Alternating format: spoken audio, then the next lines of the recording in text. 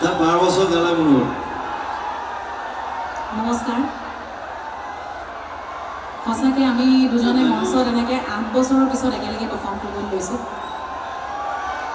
খুব বেছি ভাল লাগিছে কিন্তু কিমান ভাল লাগিছে মই আচলতে ভাষাৰে বুজাব পৰা নাই গোটেই মিউজিচিয়ানসকলৰ লগত আমি বহুত দিনৰ মূৰত একেলগে এখন মঞ্চত অনুষ্ঠান পৰিৱেশন কৰিম আৰু তাৰ বাবে আচলতে মই অনুষ্ঠানৰ কৰ্মকৰ্তাসকলক প্ৰত্যেকগৰাকী খুব ঘৰুৱা এইখন মোৰ একেবাৰে চিনাকি ঘৰুৱা মঞ্চ আৰু বিশেষকৈ সঞ্জয় দাক ধন্যবাদ জনাব লাগিব সঞ্জয় দাই 3 দিন মোক দিনে ৰাতিয়ে ফোন কৰিছিল আৰু একো কোৱা নাই আহিব পাৰিবি নেকি নহয় তই আহিবই লাগিব বুলি কৈছে আচলতে সেই অধিকাৰ আছে আৰু সঁচাকৈ এইখন মঞ্চত আমি ইমান বছৰ মূৰত একেলগে গীত পৰিৱেশন যে কৰিম সঁচাকৈ মোৰ খুব ভাল লাগিছে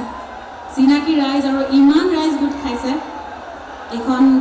এই মঞ্চখন এই অনুষ্ঠানটি আজি মোৰ এই যি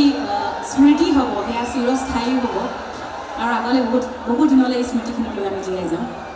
একেলগে গাবলৈ লৈছোঁ কিন্তু কি গাম আমি এতিয়াও নাজানো কাৰণ একো আলোচনাহে কৰা নাই মই যেতিয়া সুধিছিলোঁ কি গাম গলিলাই কৈছে গাম আৰু সুধিব লাগে নেকি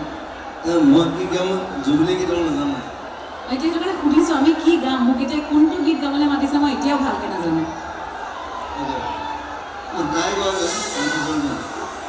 মই জুবিলাই গাই